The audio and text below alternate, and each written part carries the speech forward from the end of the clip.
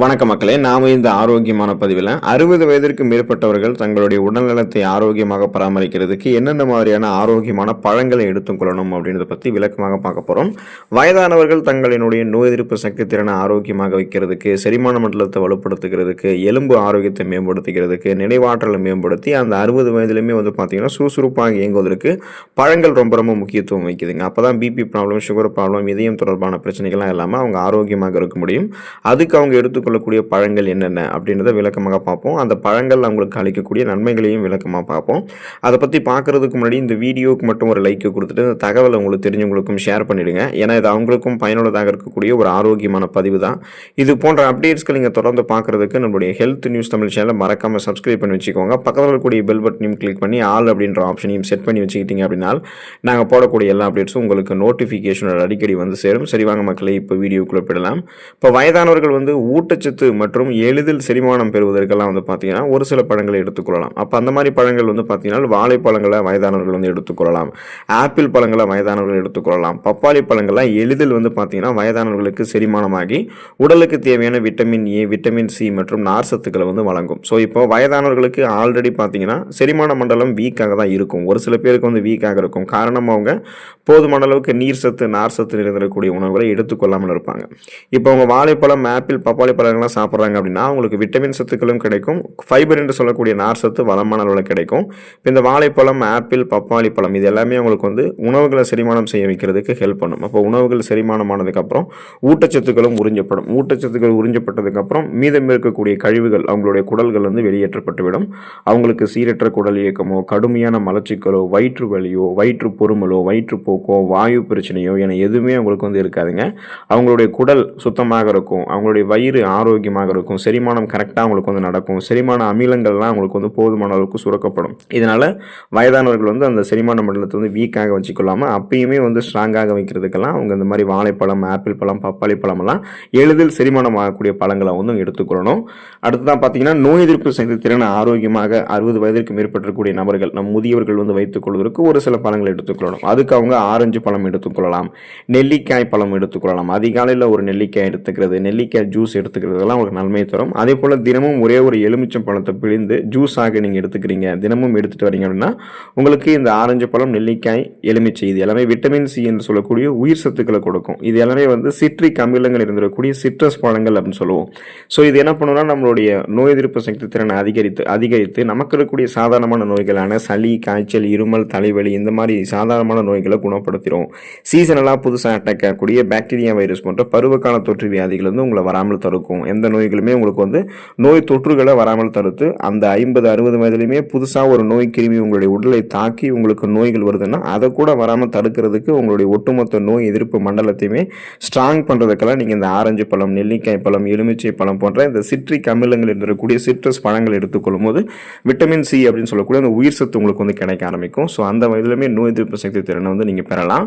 மூளை மற்றும் இதயத்தை ஆரோக்கியமாக வைத்துக் கொள்வதற்கு 60 வயதிற்கு மேற்பட்டிருக்கக்கூடிய நபர்கள் ஒரு சில பழங்களை எடுத்துக்கலாம். அதுக்கு அவங்க பெரி பழங்கள் எடுத்துக்கலாம். நிறைய பெரி வகைகள் எடுத்துக்கொள்ளும் போது, அப்புறம் கருமையான பழங்கள் எடுத்துக்கொள்ளும் போது நினைவாற்றலை மேம்படுத்தி இதய நோய் மற்றும் புற்றுநோயினுடைய அபாயத்தை குறைத்துக் கொள்ளாங்க. ஸோ பெரி பழங்கள் என்ன பண்ணும் அப்படின்னா மூளை நரம்புகள் இருக்கக்கூடிய இறுக்கங்களை தூண்டி மூளை நரம்புகளில் ரத்த ஓட்டத்தை பாய்ச்சி பார்க்கின்சன், அல்சைமர், டிமென்ஷியா, மறதி நோய் இதெல்லாமே ஏற்படாமல் தடுக்கும். இப்போ வயதானவர்களுக்கு மறதி அளவுக்கு அதிகமாக இருக்கும் தான். அதை நம்ம முழுமையாக நீக்க முடியும் அப்படின்னா முடியாது. ஆனால் நம்ம ஓரளவு மறதியை வயதானவர்களுக்கு கட்டுப்படுத்த முடியும். ஸோ அதுக்கு அவங்க பெரி பழங்கள் எடுத்துக்கலாம். பெரி பழங்கள் அவங்களுக்கு வயதான காலத்தில் பிளட்டில் சுகரோடைய அளவையும் இன்க்ரீஸ் பண்ணாது. ஸோ சுகரோடைய அளவெல்லாம் இன்க்ரீஸ் பண்ணாமலேயே அவங்களுக்கு பார்த்தீங்கன்னா மூளை மற்றும் இதய ஆரோக்கியத்தை மேம்படுத்தும். இப்போ வயதானவர்களுக்கு நிறைய கொலஸ்ட்ரால் பிரச்சனையுமே இருக்கும். அந்த ரத்த நாளங்களில் படிந்திருக்கக்கூடிய கெட்ட கொழுப்புகளை அகற்றுவதற்கு அவங்க இருக்க இந்த பெரி பழங்கள்லாம் எடுத்துக்கிட்டாங்க அப்படின்னா அவங்களுடைய இதய நோய்கள்லாம் ஏற்படாமல் பாதுகாக்கும். கொலஸ்ட்ரால் பிரச்சனைலாம் எதுவும் இல்லாமல் இருக்கும்போது இதயத்திற்கு வேண்டிய ரத்த ஓட்டம் போதுமான அளவுக்கு அவங்களுக்கு கிடைக்கும். ஸோ இதய துடிப்பும் சீராக இருக்கிறதால மாரடைப்பு, பக்கவாதம், இதய தமனிகளில் வீக்கம் ஏற்படுதல், இதய தசைகள் வலுவிழுந்து போகுதல் போன்ற பக்க விளைவுகள் எதுவுமே அவங்களுக்கு ஏற்படாது. புற்றுநோய் பிரச்சனை கூட அவங்களுக்கு இருக்காது. அதனால் ஃப்ரீ ரேடிக்கல்ஸ் என்று சொல்லக்கூடிய தீங்கு விளைவிக்கக்கூடிய செல் பரவலிடமிருந்து அவங்க விடுதலை பெற்றுருவாங்க. ஸோ அவங்க நலமாக இருக்கலாம். அதனால தான் நினைவாற்றலை மேம்படுத்திக்கிறதுக்கு, இதய நோய் எதுவும் இல்லாமல் இருக்கிறதுக்கு, புற்றுநோய் அபாயத்தெல்லாம் குறைக்கிறதுக்கு, மூளை இதயத்தை மேம்படுத்தினா பெரி பழங்கள் நிறைய கருமையாக இருக்கக்கூடிய இந்த நாவல் பழம் இந்த மாதிரி பழங்கள்லாம் அவங்க எடுத்துக்கொள்ளலாம். பிபி ப்ராப்ளத்தை கண்ட்ரோல் பண்ணுறது ஏற்படுறதுக்கு பொட்டாசியம் சத்து வந்து பெறுவதற்கெல்லாம் அவங்க என்ன பண்ணலாம்னா ஆப்பிள் பழங்கள் எடுத்துக்கொள்ளலாம். 60 வயதிற்கு மேற்பட்டவர்கள் வந்து ஆப்பிள் பழம், வாழைப்பழம்லாம் அவங்க எடுத்துக்கொள்ளும் போது அவங்களுடைய நரம்புகள் இருக்கக்கூடிய இறுக்கங்களை தளர்த்தி பொட்டாசியம் சத்து பெற்று பிபி பிரச்சனை வந்து விடுபட்டுருவாங்க. ஸோ அவங்களுக்கு வந்து அந்த ஹை பிபி என்று சொல்லக்கூடிய ஹை பிளட் ப்ரெஷர், உயர் ரத்த அழுத்தம் வந்து அவங்களுக்கு கண்ட்ரோல் ஆக இருக்கும். உயர் ரத்த அழுத்தம் கண்ட்ரோல் ஆகிறதுனாலே அவங்களுடைய உடல் சுறுசுறுப்பாக இருக்கும். மயக்கம், தலைவலி, சோர்வெல்லாம் அவங்களுக்கு இருக்காது. சுறுசுறுப்பாக அவங்களுடைய வேலைகளை செய்வாங்க. இதயத்திற்கு வேண்டிய ரத்த ஓட்டமும் பிபி ப்ராப்ளம் இல்லாததால் அவங்களுக்கு சுறுசுறுப்பாக கிடைக்குங்க. ஸோ அதனால் அவங்க வந்து ஆப்பிள் பழம், வாழைப்பழம்லாம் வந்து எடுத்துக்கொள்ளலாம். இப்போ கவனத்தில் கொள்ள வேண்டிய விஷயம் ஒன்று இருக்குது. இப்போ வயதானவர்கள் வந்து என்னதான் ஆரோக்கியமாக அவங்க ஊட்டச்சத்துக்கள் இருக்கக்கூடிய உணவுகள் எடுத்துக்கிறாங்க அப்படின்னாலும் நீரிழிவு வியாதிகளாக அவங்க இருக்குது. நீரிழிவு வியாதிகள் இருக்கக்கூடிய நபர்கள் ஒரு சில வயதானவர்கள் இருந்தாங்க அப்படின்னா, அதாவது சுகர் ப்ராப்ளம் இருக்கக்கூடிய பேஷண்ட் வந்து லோ கிளைசமிக் இண்டெக்ஸ் இருக்கக்கூடிய ஃப்ரூட்ஸ் தான் வந்து எடுத்துக்கணும். அதாவது குறைந்த கிளைசமிக் குறியீடு இருக்கக்கூடிய உணவுகளை எடுத்துக்கணும்னு சொல்லுவாங்க. இது என்ன குறைந்த கிளைசமிக் குறியீடு அப்படின்னு கேட்டிங்கன்னா, நம்ம ஒரு பழங்கள் அல்லது உணவுகள் எடுத்துக்கொள்ளும் போது அதில் இருக்கக்கூடிய கார்போஹைட்ரேட் நம்மளுடைய ரத்தத்தில் எந்த அளவுக்கு சுகருடைய அளவில் வந்து இம்பாக்ட் பண்ணுது அப்படின்றத பொறுத்து இந்த கார்போஹைட்ரேட் வந்து நமக்கு குறியீடாக வழங்குவாங்க.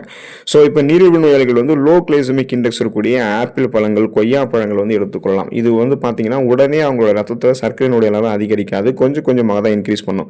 அதனால அவங்களுடைய பிளட்ல சுகரோட அளவு வந்து கண்ட்ரோல் பண்ணிக்கிறதுக்கும் நாளடைவில் அந்த சுகர் ப்ராப்ளத்திலிருந்து விடுபடுவதற்கும் 60 வயதிற்கு மேற்பட்டவங்க சுகர் ப்ராப்ளம் இருக்கக்கூடிய பேஷண்டாக இருக்காங்கன்னா அவங்க வந்து அதிகப்படியான சர்க்கரை நிறைந்திருக்கக்கூடிய இந்த திராட்சை பழம், பலாப்பழம் இந்த மாதிரி பழங்கள்லாம் தவிர்த்துட்டு ஆப்பிள் பழம், கொய்யா பழம், ப்ளூபெரி, பிளாக்பெரி இந்த மாதிரி பெரி பழங்கள் எடுத்துக்கொள்ளும் போது அவங்களுக்கு வந்து பார்த்தீங்கன்னா சுகர் ப்ராப்ளம் இல்லாமல் உடல்நலத்தை அது அவங்க மேம்படுத்தும். ஸோ ரத்த அழுத்தத்திற்கு மருந்து எடுத்துக்கிறீங்க 60 வயதுக்கு மேற்பட்டவர்கள் அப்படின்னா நீங்கள் பிபி ப்ராப்ளத்தில் அவதிப்படும் போது திராட்சை பழங்களை நீங்கள் வந்து சாப்பிடாம இருக்கிறது நல்லது. பழங்களை நீங்கள் எப்போதுமே வந்து பார்த்தீங்கன்னா காலை அல்லது மாலை நேரங்களில் பச்சையாக சாப்பிட்றது உங்களுக்கு வந்து சிறந்தது அப்படின்றத நீங்கள் தெரிஞ்சுக்கோங்க. இப்போ வயதானவர்கள் கூட வந்து பழங்களை எடுத்துக்கிறாங்க அப்படின்னா இப்போ நீங்கள் காலை வேளைகளில் உணவுகளை சாப்பிடுவீங்க. ஸோ அந்த உணவுகள் சாப்பிட்டு முடிச்சதுக்கப்புறமும் பழங்களை சாப்பிடலாம். உணவுகளை சாப்பிட்றதுக்கு முன்னாடியும் பழங்கள் சாப்பிடலாம். அப்புறம் மாலை நேரங்களில் உணவுகளை சாப்பிட்டு முடிக்கிறதுக்கு முன்னாடியும் அல்லது உணவுகளை சாப்பிட்டு முடிச்சதுக்கப்புறமும் எடுத்துக்கலாம். எப்போதுமே பழங்களை வந்து அந்த முழு சுவையை வந்து நம்ம அனுபவிக்கிறதுக்கு அப்படியே பழங்கள் எடுத்துக்கொள்ளணும். பழச்சாறுகளாக நம்ம எடுத்துக்கொள்ளக்கூடாது.